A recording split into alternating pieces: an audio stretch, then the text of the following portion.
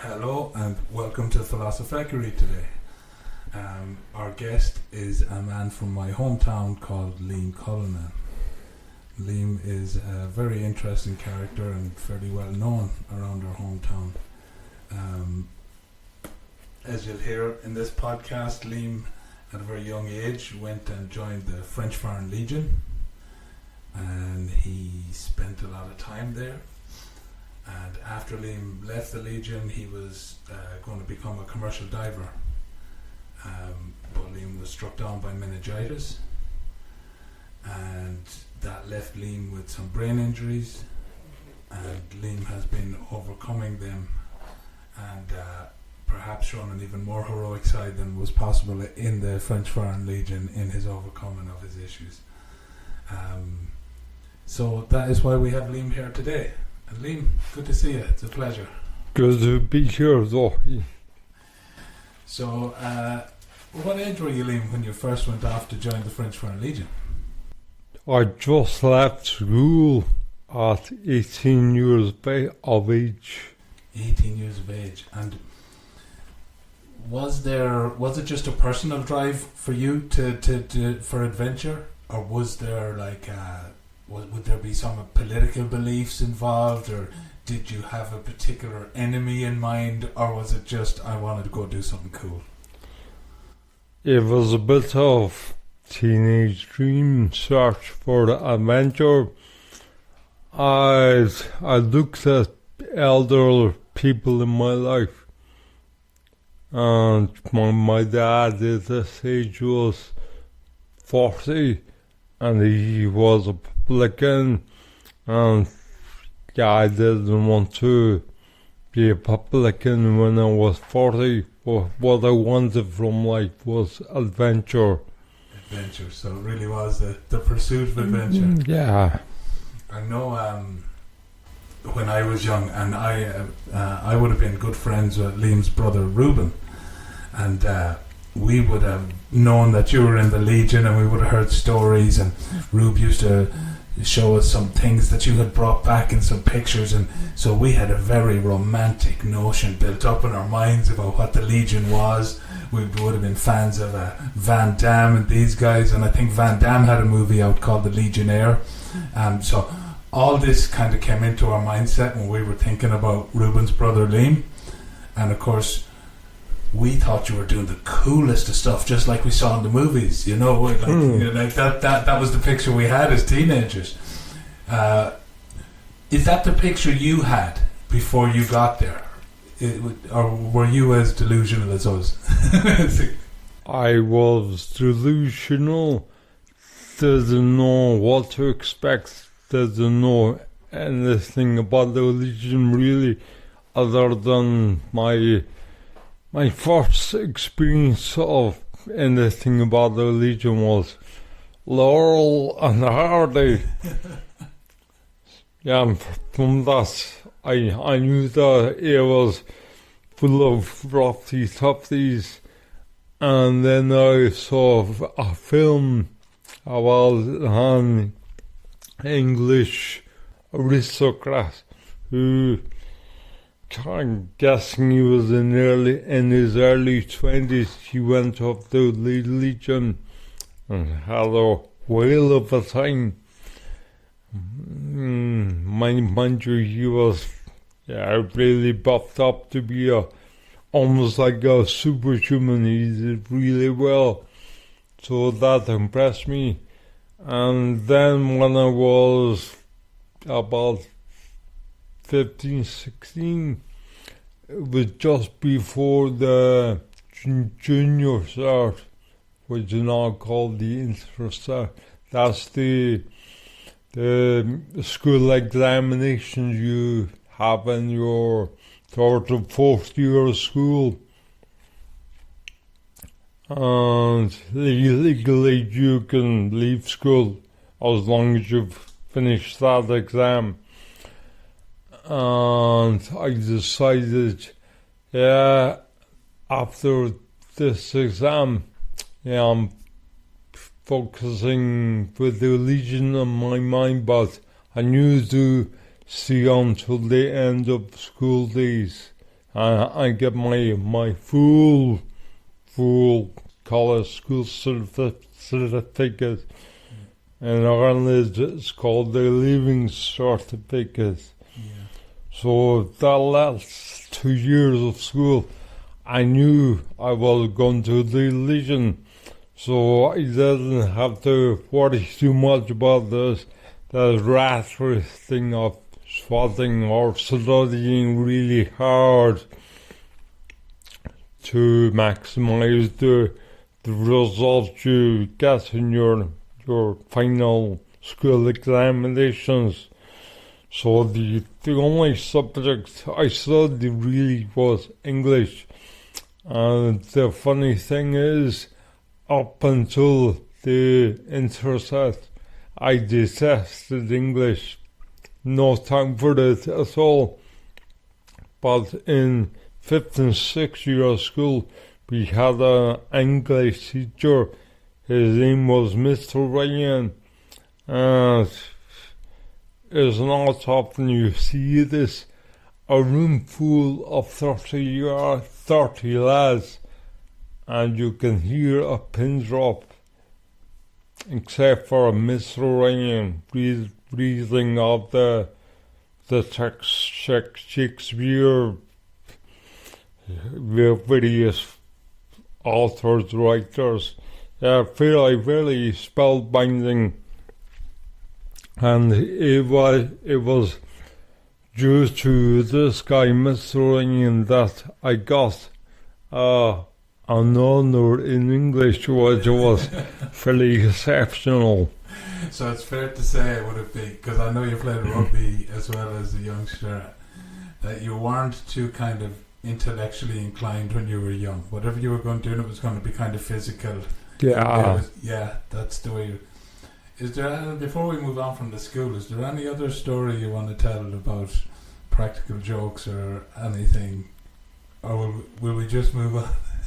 Well, I'll just say in brief, though, there was one practical joke inspired by a guy called Mr. Ryder, though there is an Irish author who would highly disagree with that. This author is a sailor.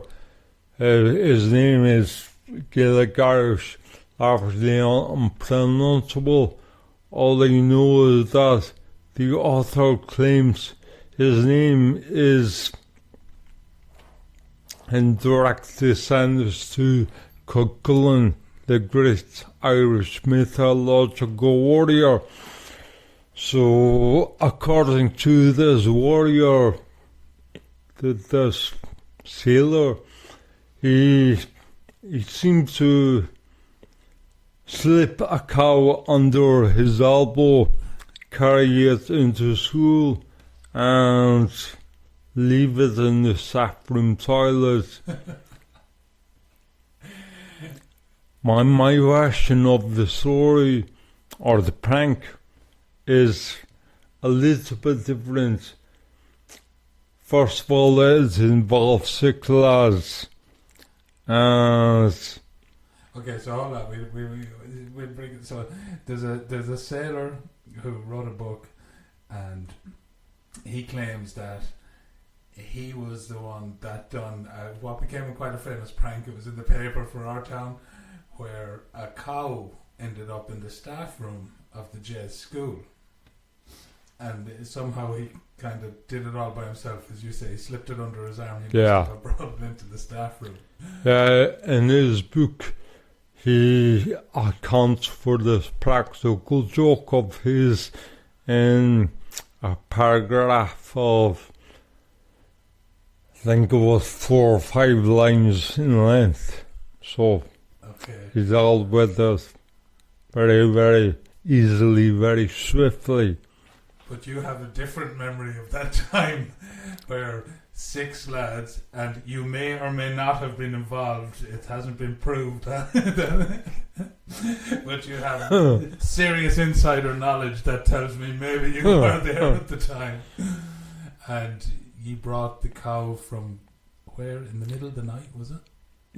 in Bishop's Field, which is on the road called Taylor's Hill, is about 1 kilometre away from the school, which happens to be called the Jesuit school. And that kilometre is like an urban environment, you know, it's through Salt Hill and... It's down Taylor's Hill. The year was 1985, so there was no traffic on the road. No traffic. Luckily. I can't recall what time we paraded the cow down Taylor's Hill, but it was probably in the early hours, 1 or 2 in the morning. And you finally got the cow to the Jess school anyways, and you managed to get it into the unlocked staff room, I take it. Well, the plan was to get the cow up onto the top floor of the school. It was a 3-floor school. Yeah, we'd heard that cows can go up, but they can't go down. So we had visions of police, vets, fire brigade. The school would be closed for the whole day. And that's exactly what you wanted, huh? So when we got the cow to the foot of the staircase, it wasn't interested in going anywhere, even though I was employing my rugby experience as a second row and trying to push it up, but trying to push a cow is like trying to push a wall, just solid mass. Big lump. Yeah. And so then you got it into the staff room and you went home, I take it, and had a sleep for the night and thought you'd come back in, and the biggest problem would be getting the cow out of the staff room, and you'd get a day off. And is that what happened the next day? Not exactly. Yeah, went home, had a place for sleep, and for the first time in quite some time, I was actually in school early.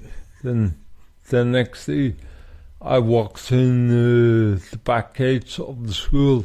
The boss, I'm guessing, 10 to or 5 to 9, to be greeted with the sound of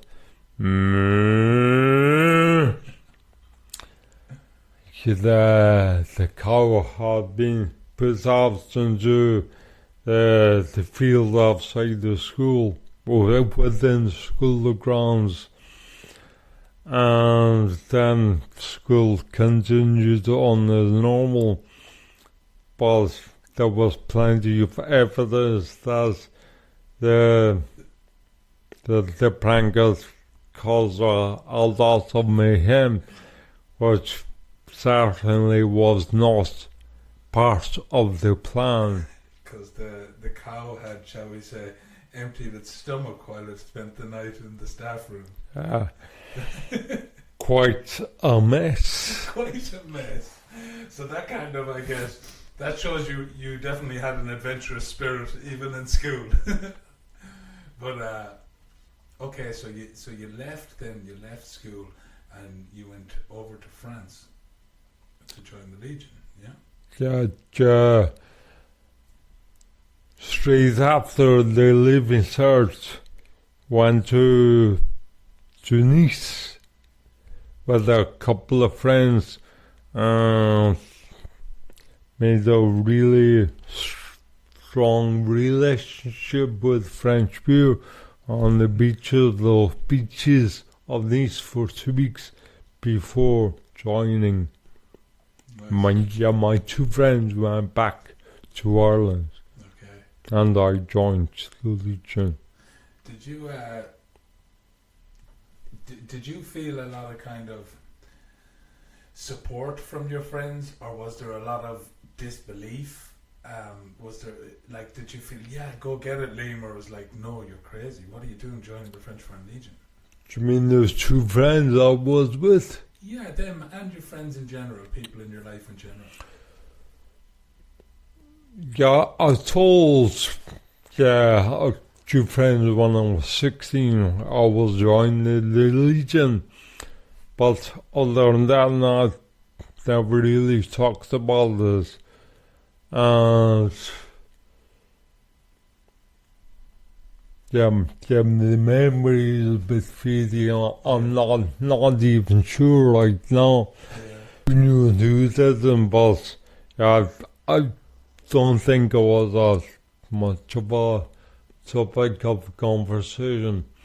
And mind you, I lie. I remember that when I was up in the castle, which it's gone now. It was a pub in Salt Hill, and I was out there with friends, and one of the school teachers who was a Jewish priest, he heard that I was joining the Legion, and he came to the pub, sat down with me and tried to talk me out of it. But long since decided I was going no matter what. And I'd say, you've proven since how kind of a determined of a man you can be. So I can't imagine that priest had much of a shot of talking you out of it. Yeah, I think, his name was Liam. He really good guy. Most of the teachers and the priests in the jazz, they taught me a hell of a lot. Yeah. And the jazz, they treat you like a stupid people who shouldn't ask questions about anything, just do exactly what they're told. They treated everyone like an adult, like an equal.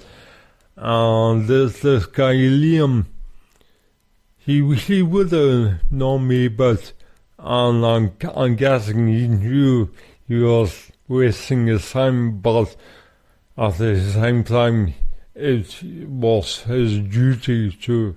You had to try. Yeah. You had to try. Yeah, it's interesting that, because I suppose the Jesuits, their own history is adventurous enough, too, isn't it? Going around the world as missionaries and stuff like that. So I guess part of them would definitely have appreciated the adventureness in you. Perhaps not the Stafford incident, but I think other things they would have. And I've heard a lot of good things about the jazz school, about the sports there, and about their style of educating and stuff like that. I hear a lot of good things about them. So okay, you left Ireland, you had a sense of adventure, you went to Nice, you went to sign up, you were looking for adventure and perhaps some different role models in your life. So what happened next? You got to the Legion, knocked on the door. Knocked on the, but it wasn't the door. The enlisting post was an old house in the city, and there was a doorbell at the gate of the courtyard. When I pressed the bell, a set of Alsatian Jaws came flying out, trying to rip me to shreds. And of course, the gate was locked or was closed, and there was no way the dog could get me near me.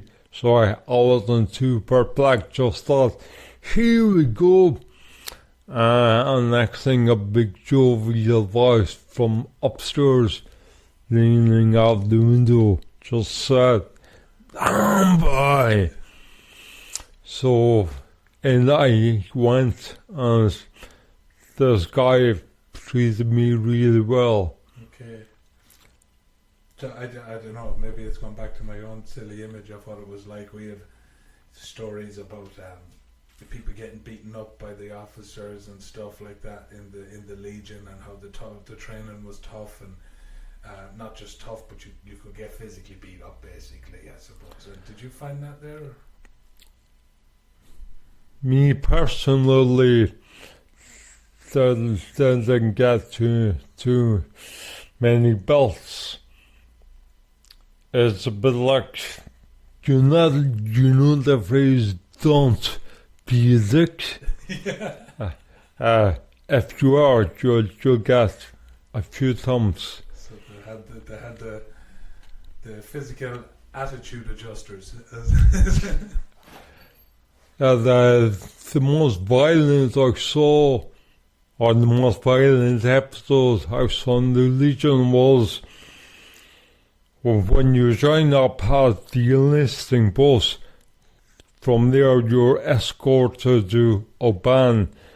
Oban is a small town, well, 20 minutes outside of the city of Marseille, and you're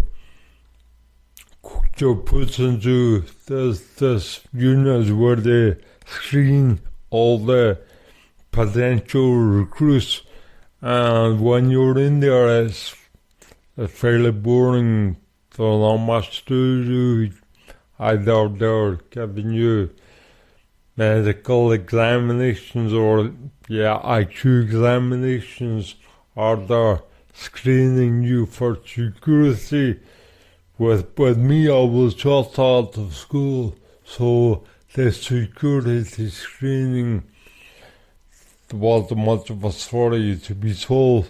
Yeah. But some guys could be held in this screening unit for weeks on end, mainly because they've got a colourful background, which involves a lot of checking up.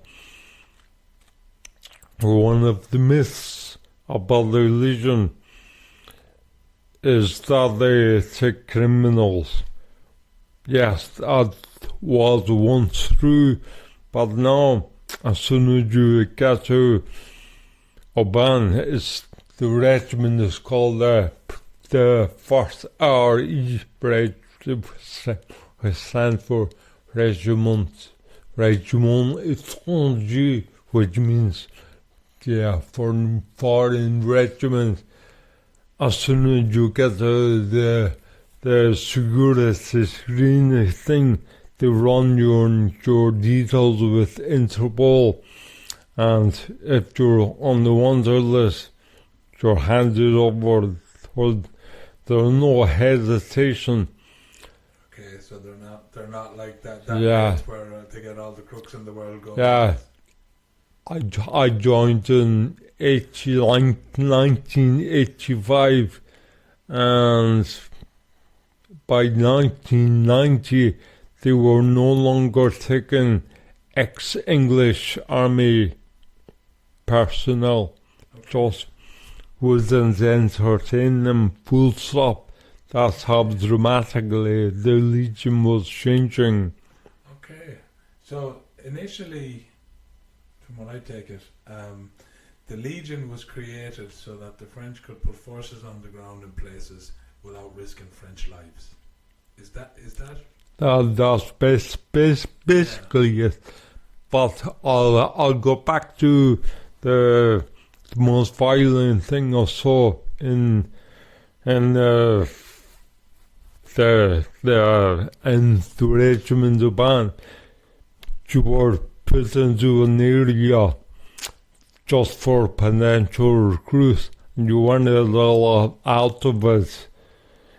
And there was this lad, I'm guessing he was from somewhere in the east of Europe, and he had this swagger to him with, "Oh, I'm shit out." I just ignored him, didn't even bother to make eye contact with him. but he was caught in the phone boxes his regiment had at that time had phone boxes. This guy was caught in the phone box in the main camp, and the next day, and his head. I've never seen anyone look so battered. Really? Yeah. So he was caught in a phone box, and he shouldn't have been making phone calls. Yeah.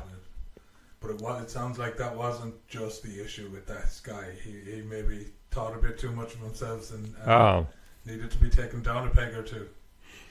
Okay. So, yeah, guy like that is like anywhere in the world. You're just opening the invitation to get a smack. Yeah. And the only smacks I got was when I was, due to the language misunderstanding, a couple of times I was being a dick.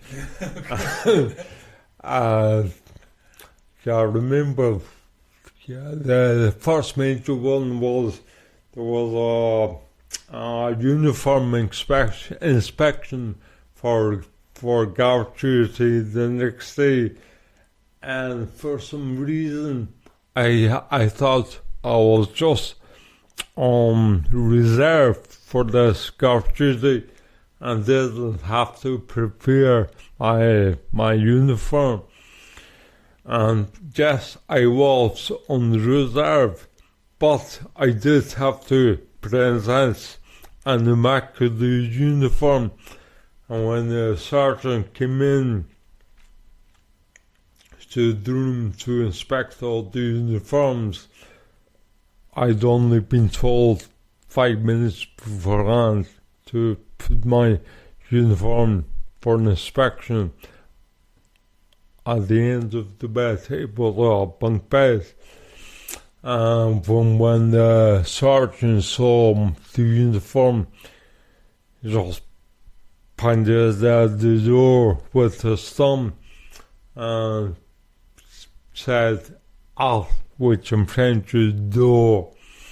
So I was out in the corridor, pacing up and down, calmly waiting for what I knew was coming. And this guy, his name was I think it was Cullinane. Big guy, well over 6 foot, big shoulders. Were very impressive, very imposing guy. And he had a kind of hard to explain, but some French people when they smoke, their lip seems to, or their lip goes in an S. Okay. And that's why when he was telling jokes or telling funny stories, there would always be this S shape to his lips, like a bit like a curl to his lips. Always extremely entertaining. He came out of the room and he barely closed the door and he punched me flat in the face. Oh. And I just stood my ground and glared at him, as if to say, "I fight you back if you weren't wearing your stripes." And it was like he was patting me on the back and he just went, "Good Legionnaire." He was impressed with the fact that I made eye contact even though I was about to. I was suspecting several more slaps to the head. So I think I gained a few brownie points with this lad, which served me well in the end. So it kind of sounds like he saw that you had plenty of fight in you when you looked him straight in the eyes, but he also saw that you had the discipline to know how to act in that situation, and that he was the superior officer. And so maybe there is a bit of a test to the whole thing too. That it's, let's see how this guy reacts. Yeah, well, if I had taken them on, there was no doubt who would have received the series tithing. Okay. This guy, at another stage, when I was once again being a dick, he smacked me in the face with the rifle, but it didn't really hurt. It didn't really hurt. But hours later, when I was in the bathroom, I was checking at my face in the mirror, and I was perplexed. How come there was no marking, no bruising, nothing? And that's when I kind of figured out, this guy Cullinane, he's fairly nifty. I think he would seriously have kicked my ass if I tried to retaliate that time over the uniform at guard duty. Yeah, so I get you. So even though he did strike you, he could have done a lot worse. Yeah. Yeah, I get you. And did you, when you got to the Legion then, and when you got in then, and did you kind of, I guess, did you find what you were looking for instantly? Did you see these strong guys, these role models around you? Did you instantly get the sense of this adventure in my future here, or was it somehow frightening, or were you just, that's where you wanted to be? It wasn't at all frightening. It was definitely challenging. The cultural shock, the way they do things in the Legion, even simple things like cleaning up the kitchen, the main kitchen of the camp. The way they do it is not the way my mum had told me how to clean up. So it was all different, it's all new.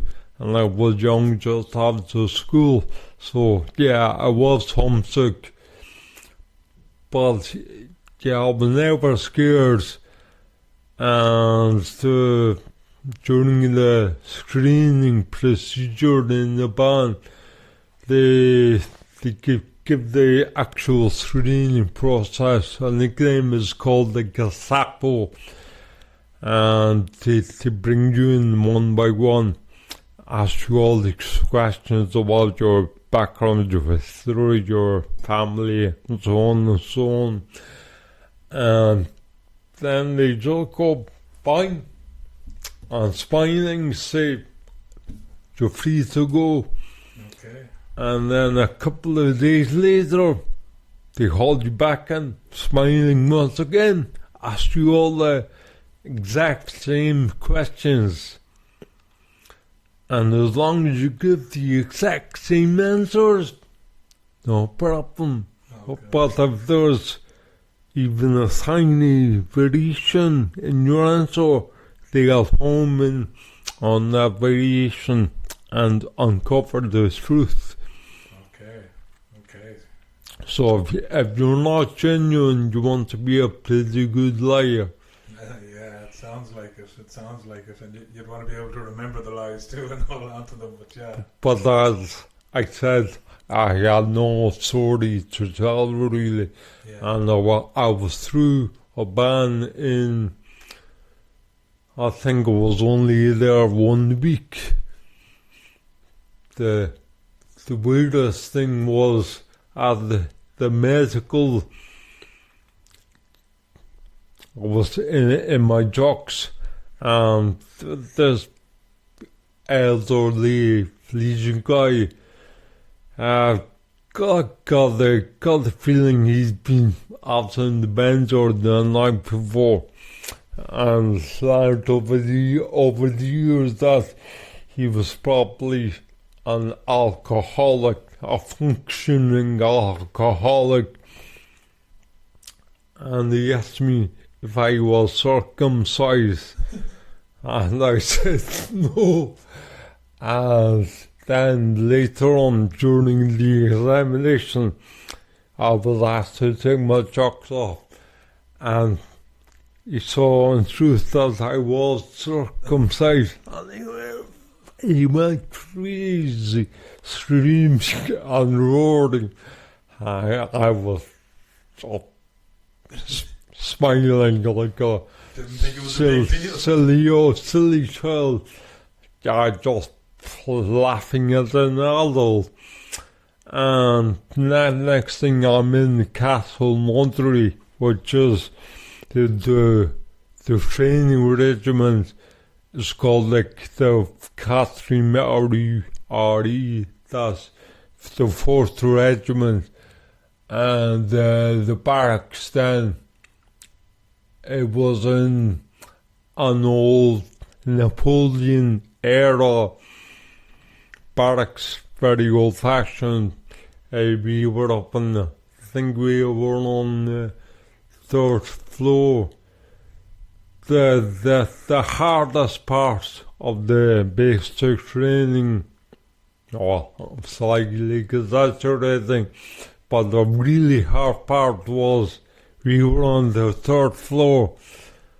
The amount of times we went up and down and up and down and up and down and up and down was frightening. Yeah, that's... The first 2 days I was in the training regiment, we were locked in the room. There was a couple in the room with us all the time. We were never allowed out except for when you presented yourself to the couple and asked permission to go to the toilet. But you had to do that presentation in full French, and if it wasn't good enough, it just laugh at you. So you had to learn the French language too, because all the basics. Yeah, and there's people that come from all over the world to join the French Legion. Yeah, was there more from one place than the other? Yeah, it depends what's happening in the world. Comes in waves. But when I got to my regiment, I was in the 2nd company of the parachute regiment, and I say half the lads in the company were English speaking. And then when the USSR fell apart, the wall came down, there was Eastern Europeans, especially Polish lads all over the place. Okay, they weren't allowed to join before that, and all of a sudden that was available to them, I guess. So. Well, there was Polish lads when who joined in these fight, 1 or 2 lads who's escaped Poland. Yeah, that's what I mean. I didn't mean the Legion didn't allow them to join, but kind of their home country didn't let them leave to join. So you saw an influx of them, or there was still many Eastern Europeans in there when you were there? Yeah, I think it was struggling to remember the dates. I think it was 89. That's when you really noticed that there was lots of Eastern Bloc lads in. But one of the really funny things with regard various nationalities,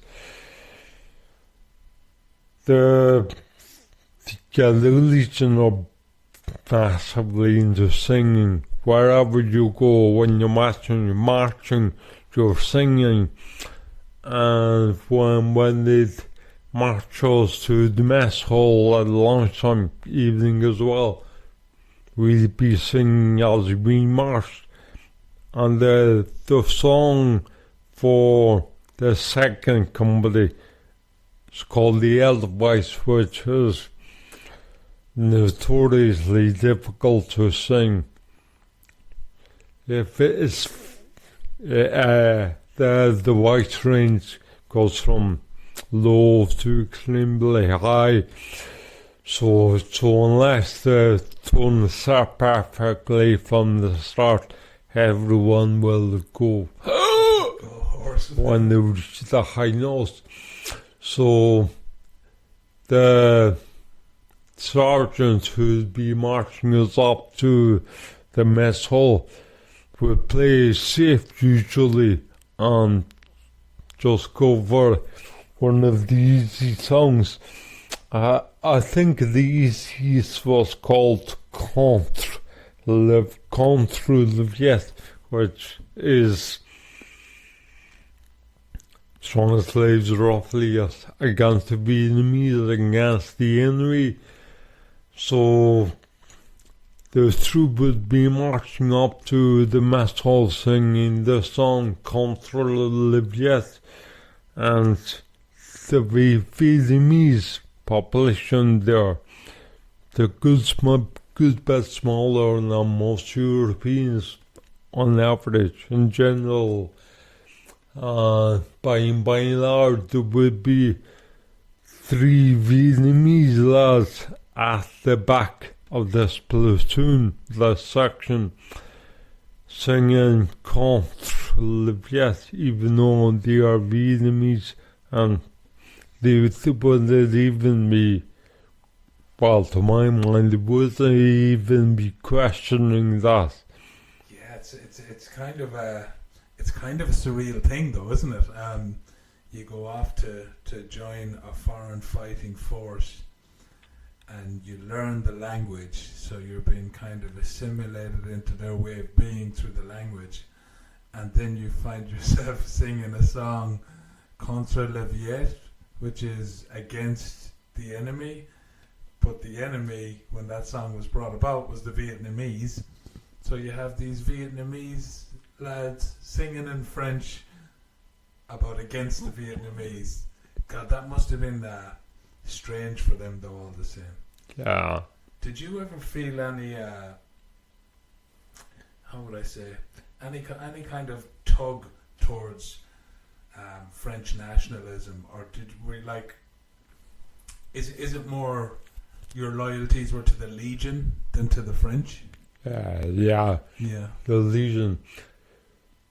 In the Legion, the biggest celebration is Cameron Day, which is April 30th, and that's about a battle way back in the day. That's the major celebration in the Legion. They don't even celebrate Bastille Day. It's not acknowledged, except for there was a company every year from the Legion who participate in the parade down the Champs-Élysées on Bastille Day. Okay, where they do that cool slow march. Yeah. When I got to the basic training, the first 2 days you were cooped up in the room, your bedroom, your village, and the only time you got that was to go to the chicks or else to the mess hall. That was about it. But I remember when I got to the chicks,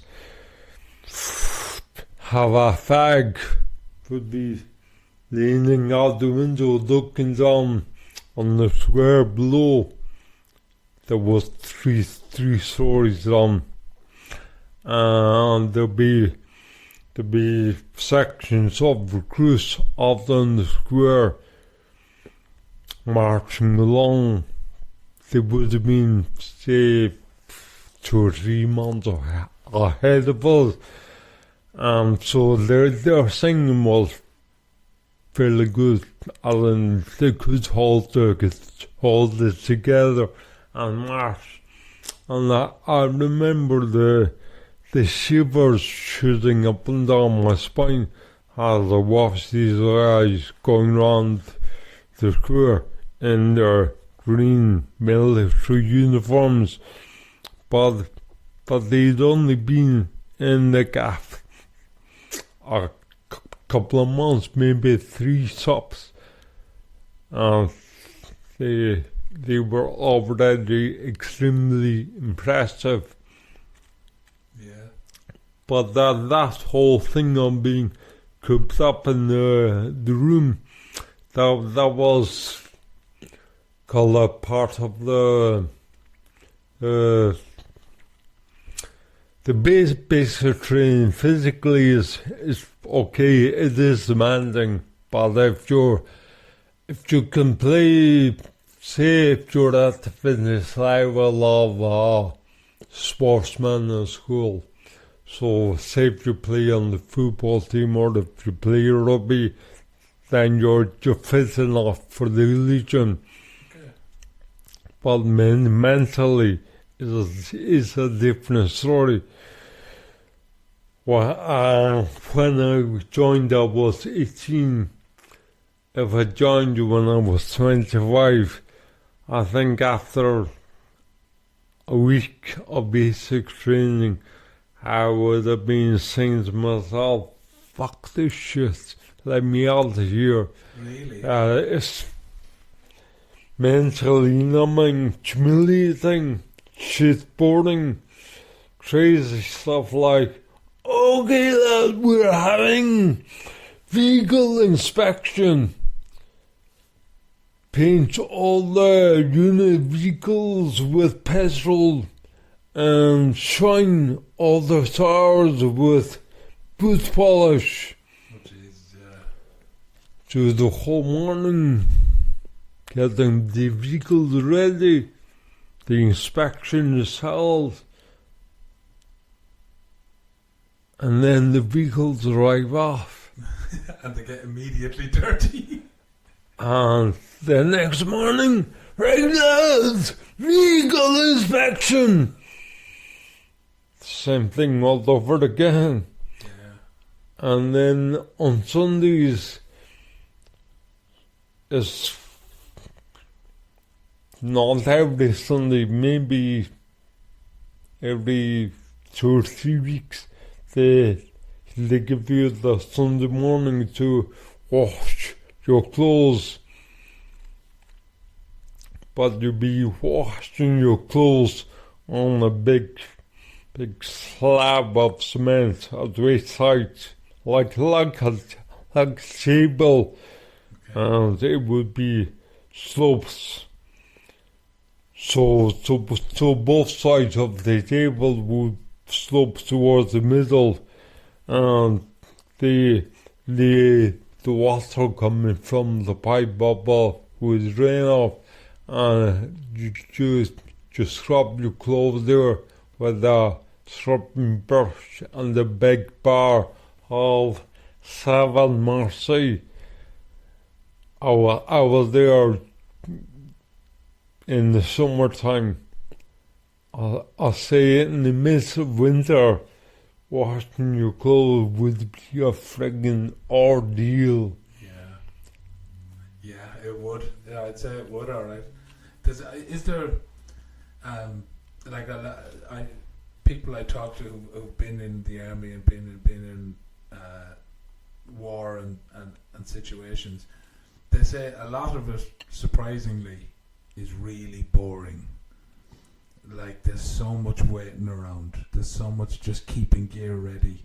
There's monotonous stuff like building the camps and stuff like that. Do you think that's what they were preparing you for with that monotony? Can they take the monotony, let alone the battle and the exciting stuff? But can these guys do the boring stuff? Would that have been kind of part of that test? Yeah, that would be part of it though, right? Yeah. And what was the most exciting thing you'd done in training? Did you after basic training, you finished in the top 10, am I right? I was 10th. Okay, well, I was trying to make you up, say the top 10. Okay, you were 10th, so you were at the very bottom of the top 10. That's still quite high. So you got to choose your regiment. Yeah, and the reason I mentioned earlier that time Cullinane slapped me and I got a pat on the back in the few brownie points. The reason I was saying it served me well is because on the first big march I got a stress fracture in the knee and I was sent to hospital. Was there for 3 weeks, I think, just boarding. Never saw a doctor, really, and they never even attempted to tell me what was up. Next thing you know, I'm shipped back to my unit, and I start with them all over again, and I found out at the time that normally when you're hospitalized for a few weeks, you're put back to the next training unit behind you. And yeah, I don't know, I never will know. But I'm guessing that maybe Cullinane put in a good work for me. And even though I missed a fair bit of the training, was allowed to continue on. Okay. And normally on the points rat racing, that would have sent me back a few places. Maybe because of that, I managed to just squeak in under the 10. So yeah, I got to choose my regiment. And what regiment did you choose? Yeah, the parachute regiment. Sounds cool. Yeah, when I joined the Legion, I had no idea of what I was like, what the formations were, what kind of job, what kind of soldiering you would do. But as soon as I saw the parachutes, yeah, I knew exactly where I wanted to go. Really? And did you see like the parachute regiment guys walking through with their parachutes, or did you see the parachutes falling from the sky? No, basic, or even in Oban, in the screening place, they would have books and pictures. There'll be lots of pictures on the wall, but they also have quite a lot of videos on loop. You just see footage of Legionnaires abroad, so you just see guys jumping out of planes and stuff. And adventurous young Liam said, "That's what I want to do." So I remember in the training, you were allowed to make a phone call home. There was phone boxes accessible to everyone. But I didn't want to make a call because I knew it would only reinforce the homesickness. Yeah. And I think it was at the ferry port, yeah, probably Marseille, where we were going to get the ferry over to the islands of Corsica. The regiment is based just outside a town called Calvi, and I phoned my dad from that port, from Marseille, and told him, yeah, I'm going to the parachute regiment in Corsica. All the good. Don't be worrying about me, all the good. Don't worry about me, I'm going to be jumping out of perfectly good airplanes. It'll be fine. And what was the How did that feel then? Or what was the highest jump you did? Or did you do night jumps? Or Well, did you never hear that statistic? The one that says that it's actually safer to jump out of a plane than to land in one. I have never heard that statistic. But It's actually, well, wow. needless to say, look it up. But Yeah. as far as I know, it's factually correct. That's very interesting. That's very interesting. I'm sure Boeing now, with all their recent problems, will be packing their planes with parachutes and putting that statistic out there. Yeah. So I guess you went into the Legion. What did you learn in the Legion? Is there a big part of Liam that was formed in the Legion that has never left you? Is there concepts that you hold on to from the Legion that give you strength? Yeah, definitely. For the formation of my character, I've got to be back to my childhood, my mother. My father, he wasn't as hands-on as my mother, but he taught me quite a bit about right and wrong. And he didn't give me physical beatings, but Harry, my brother 2 years younger, the two of us are well, I can't say we're like twins, since I don't know what it is like to be twins, but as we were extremely close, Harry and myself. So anytime he was going through turmoil, I was usually going through the same turmoil as well. And with regards to lessons learned from my dad, he was great for the wooden spoon over the back of their legs. But it didn't matter how many wooden spoons Harry or myself encountered.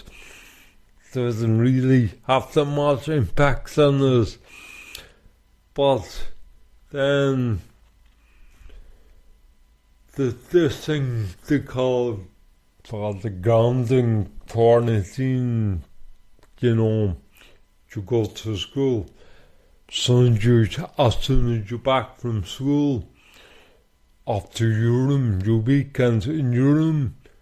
And that was the only thing that had any disciplinary effect on Harry and myself. Okay. Was just to ground us. And yeah, when I got to basic training, being grounded for 2 days, it was just like being back in childhood. So a 25-year-old finding themselves reminiscing about childhood stuff wouldn't be a happy camper for an 18-year-old like me when I joined up. It was bearable. Okay. Could deal with that. Yeah. But as a grown man, yeah, I think most people would find that hard to deal with. I think so too. A lot of the guys in the basic training unit, a lot of them deserted, especially English speaking lads, and I don't think it was the challenge, physical challenges or the fear of beating or anything. It was this humiliation, this mind-numbness stuff, which just scared them off. And the thinking behind that is, if you're going to be working in a regiment with lads who can't even hack being bored of the brain for days on end, no point having them around. When you're in a dodgy situation, you want to be able to depend on the guys around you. Yeah, I get you. Yeah, you told me before about a long march you had done, and when you got back from the march, there was a little surprise waiting for you.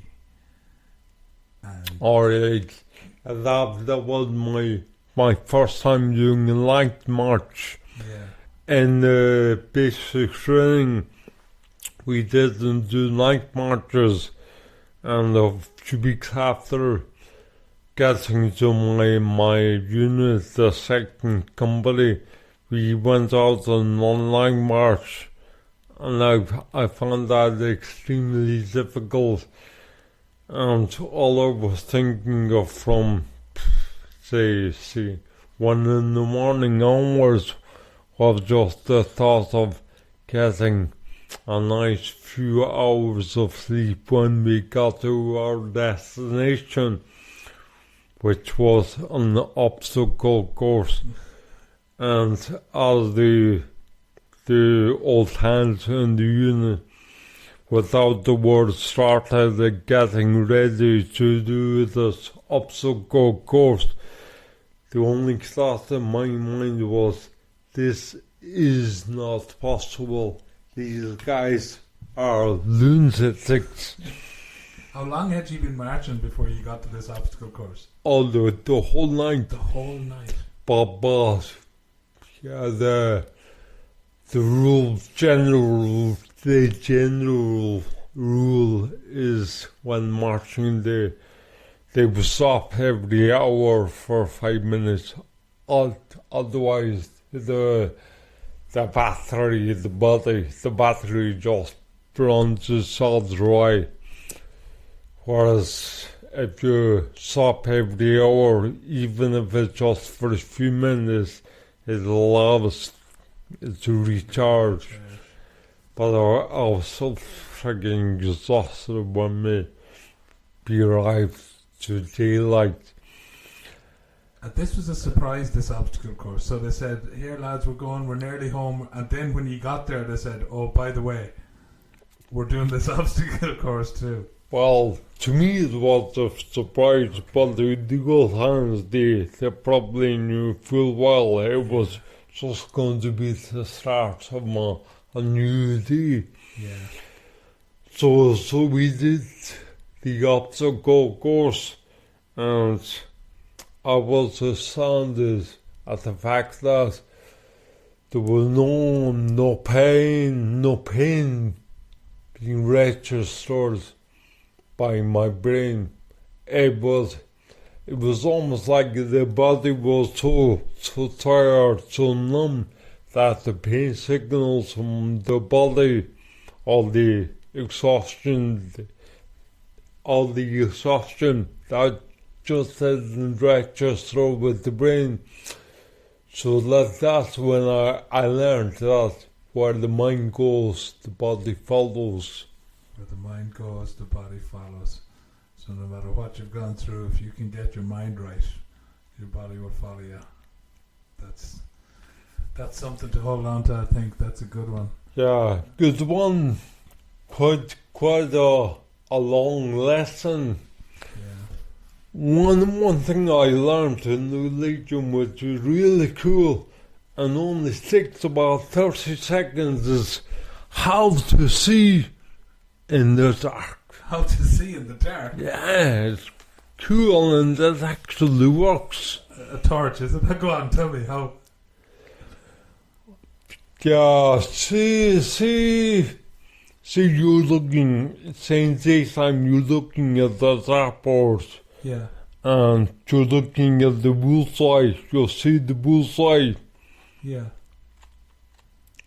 When the room is dark, you won't see the bullseye.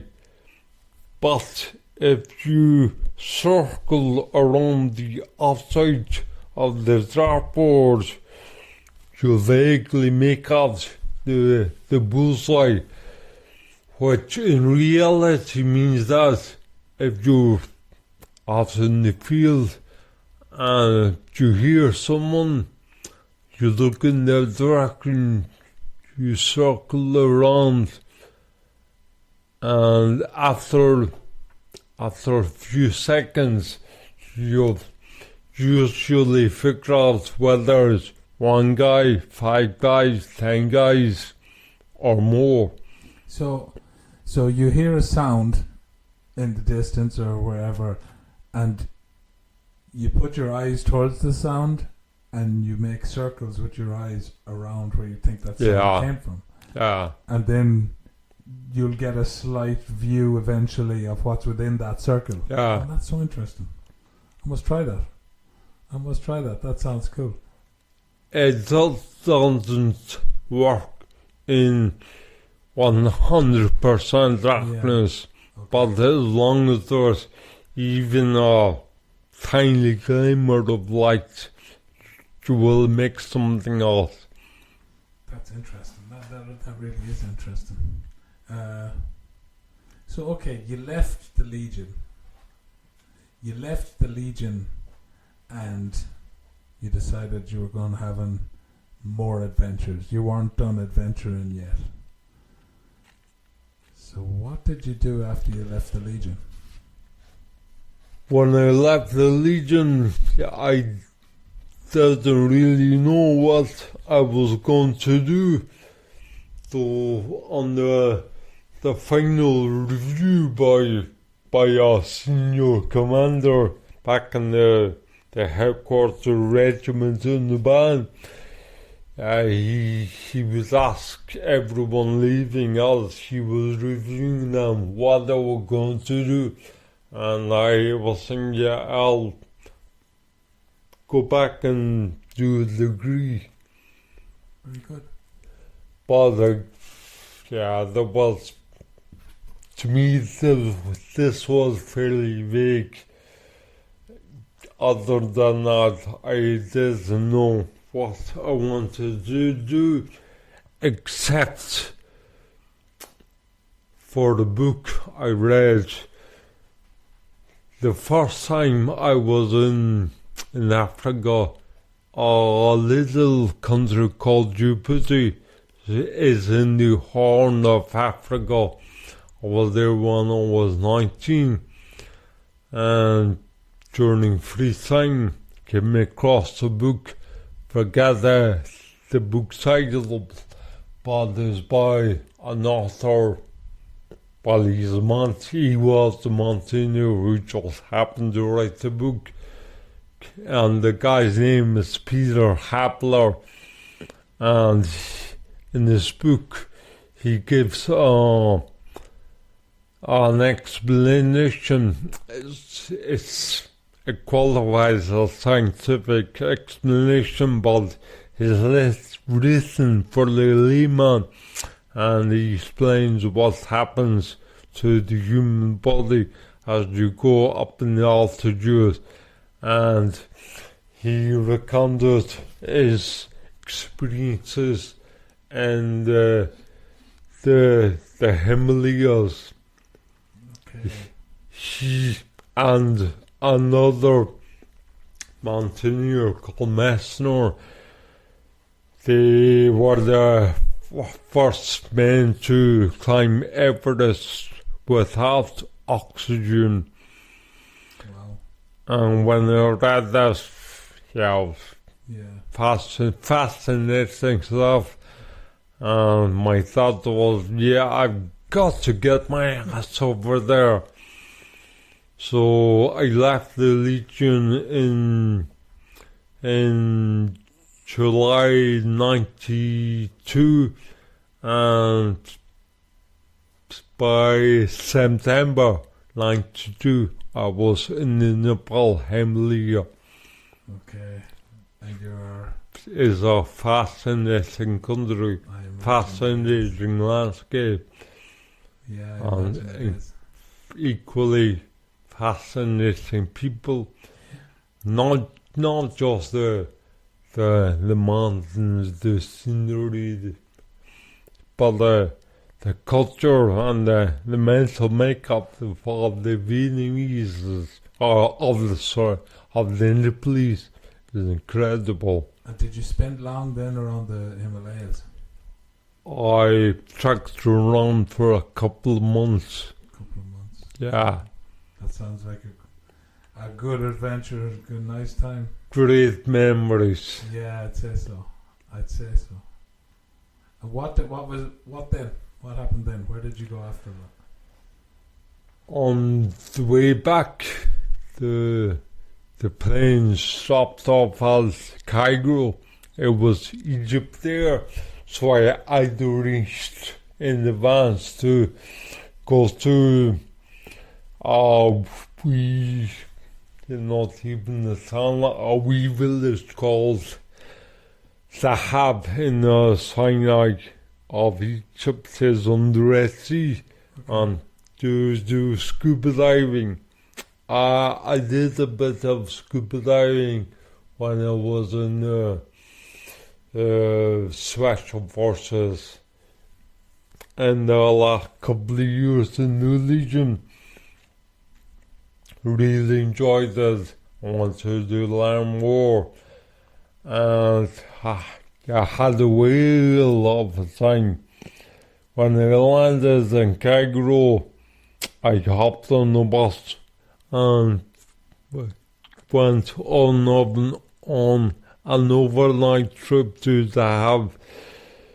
And when I was in Dahab, the accommodation at the time it was 50 pence for a bed, and unbeknown to me at that time there was fundamentalists taking pot shots at tourists in Cairo, so the tourist streets had collapsed. I got to do everything with regards to scuba diving. You had it all to yourself, so yeah, almost. And within a month, even though by the book is not physically possible to do it in 1 month, but within a month, I have my cert as a dive master. As a dive master in a month? Yeah. Okay, I know a little bit about that, and that's very impressive. Normally, you do the basic level, and then you have to log up so many lives before you go to the next level, and so on and so on. I think the dive master courses, I'm not sure, 4 or 5 levels on. So normally you need to have knocked up 6 months of dive logs. But because I had the American dollars and there was no one else giving American dollars to the diving school, they were more than happy to allow me to do the next level, no questions asked. Okay. The dollars came in handy. And is that when you decided that your next path was going to be diving? Yeah, I had such a good time. I decided to do commercial diving, even though I knew it would be totally different. There would be no fun stuff about it, but I saw it as a challenge. So in January 1993, I began a commercial diving course in Fort William, Scotland. So you'd dived in the Special Forces in the Legion? Purely recreational Okay, and only once or twice. because you were the parachute regiment, so okay. But then you become a dive master in a month in Egypt. This was after walking around the Himalayas, and then you went to Fort William, and you were going doing a dive course, so that would allow you to be a commercial diver, and that would be, as you said, it'd be hard work. It wouldn't be fun diving, but it would allow you earn a lot of money, travel the world. Might be fun stuff, but it would still be exciting stuff. Yeah, that was the plan. That was the plan. The guy in the Legion who taught me scuba diving, well, he took me for, I think we did 2 or 3 dives, and he's dead now, Remy Valgar, character of a guy, pure header ball, and as far as you know, he was passionate about diving, and as far as you know, he opened a diving school in New Caledonia, that's us towards Australia. And I think he had a diving accident. Okay. So at least he died while spoiled, enjoying his passion. Yeah, that's true. That's very true.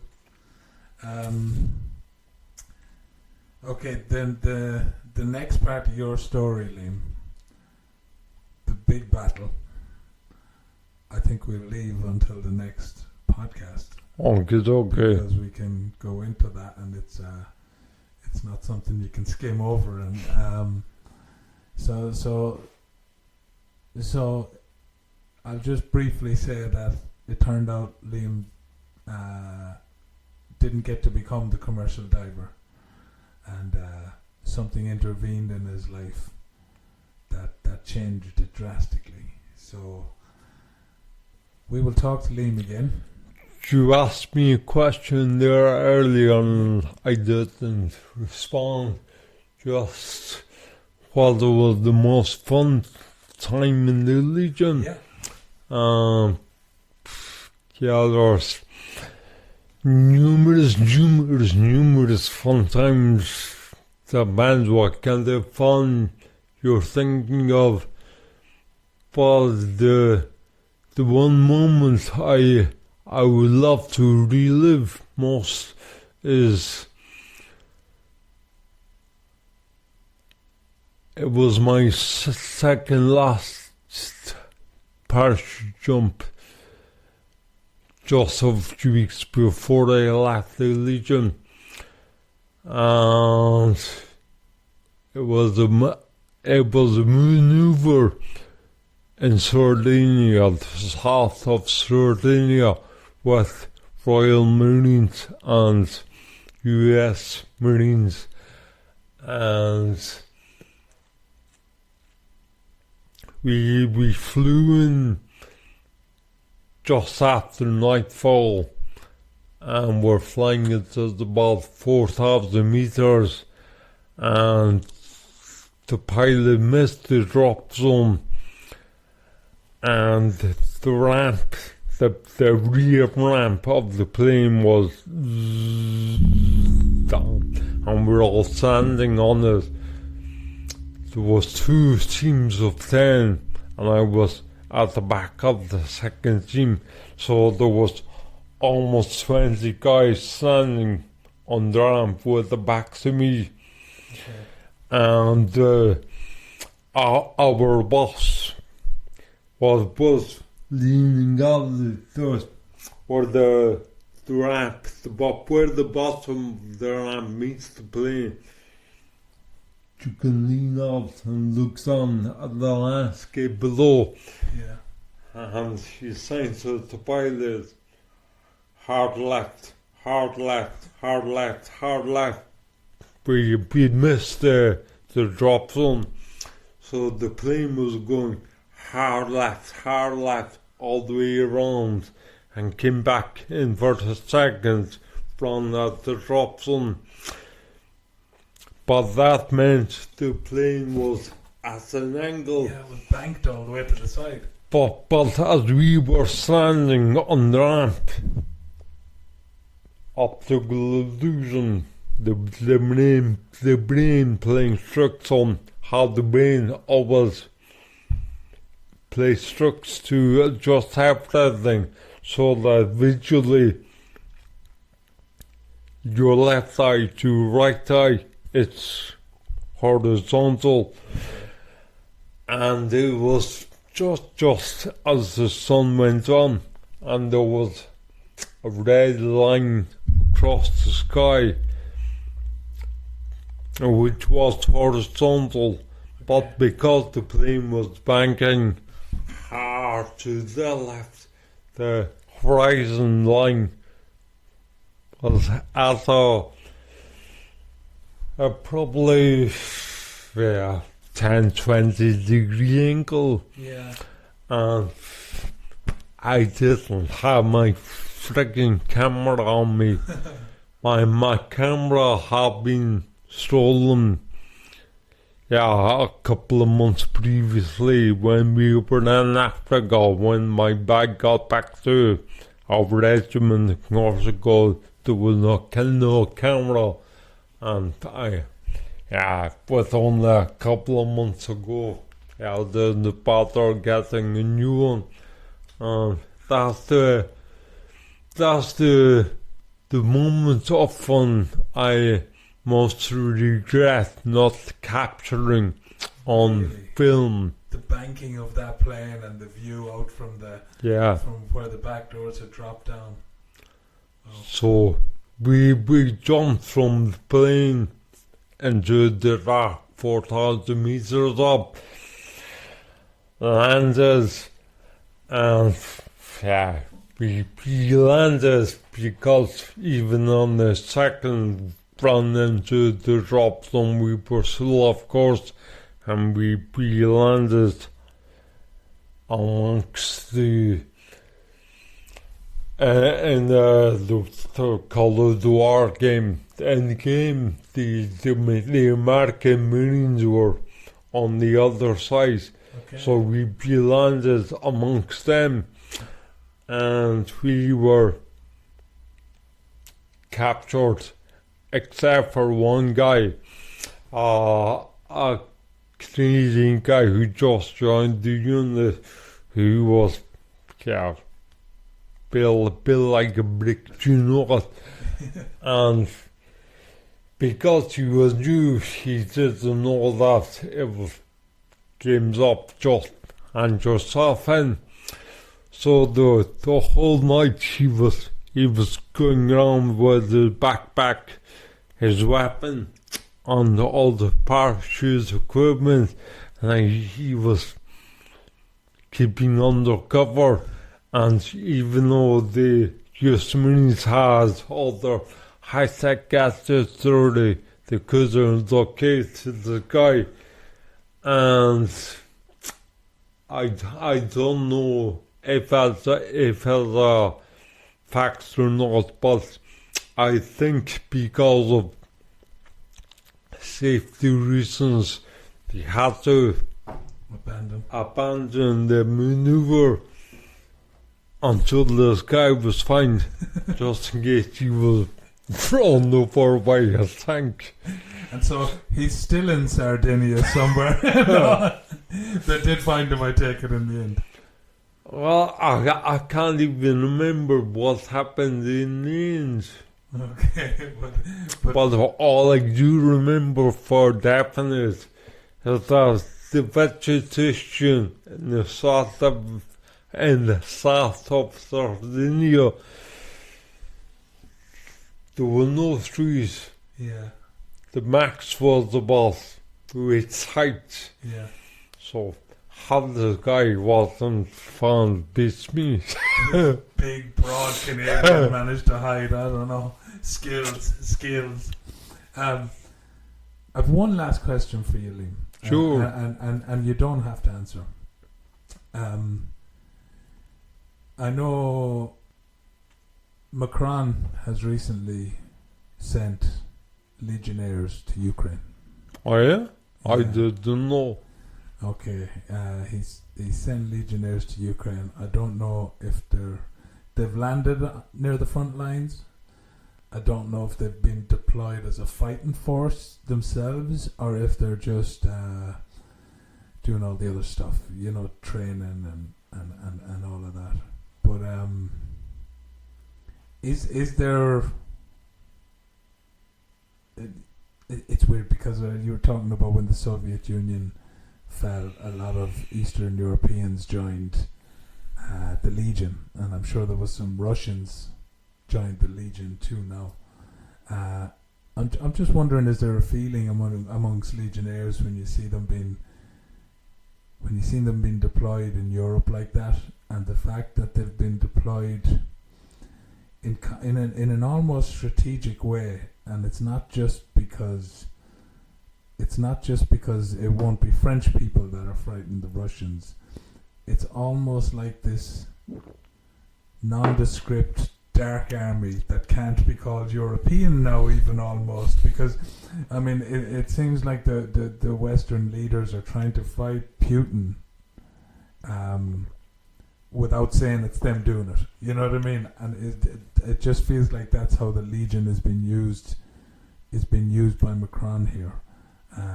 So I guess I'm just wondering, do you have any feelings about that, or maybe you don't? And if you don't, that's fine too. Well, my feelings on that would be not so much about the Legion being there, but I think of the whole Ukraine-Russian war. I think of that as a game of chess. And Putin, how long has he been in power?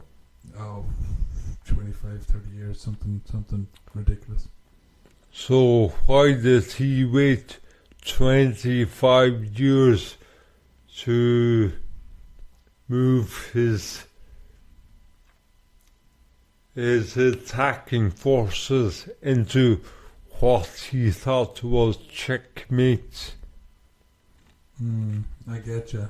Like Putin's argument is that was always Russia. Your argument, you're saying, why weren't you doing this 15 years ago then, or why is that? My argument would be that there's a hell of a lot about the war that isn't really covered. Go back to one of the biggest political figures of the last century was a guy called Gorbachev. Not many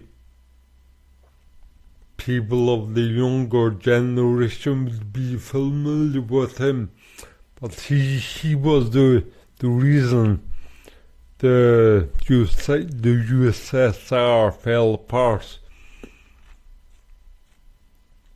There came a stage when Gdansk lacked for Warsaw.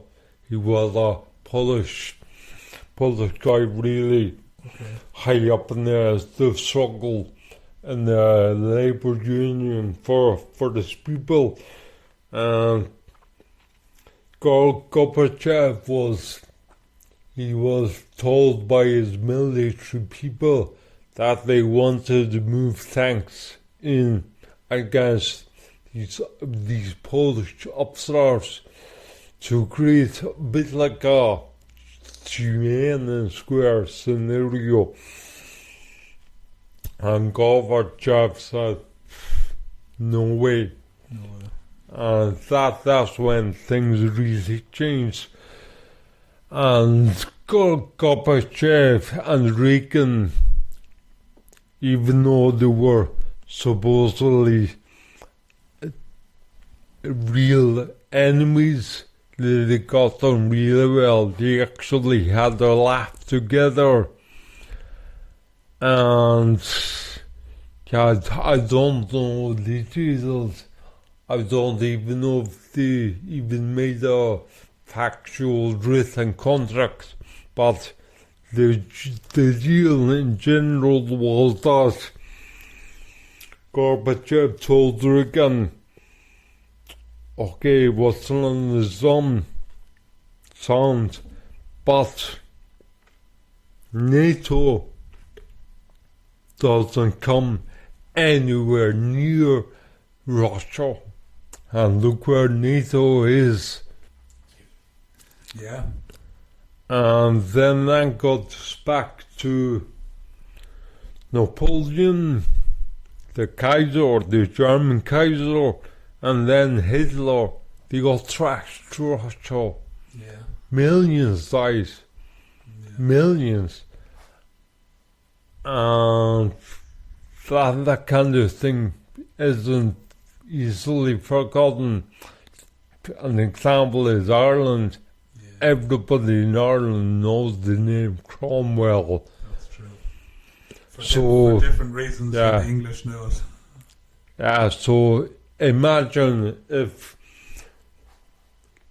Cromwell and two other guys like Cromwell came to Ireland, did their trashing, and then there was a fourth guy who came to Ireland, and he was up in Dublin, just sitting there smiling at everyone, telling them that he was a lovely guy and don't be worrying.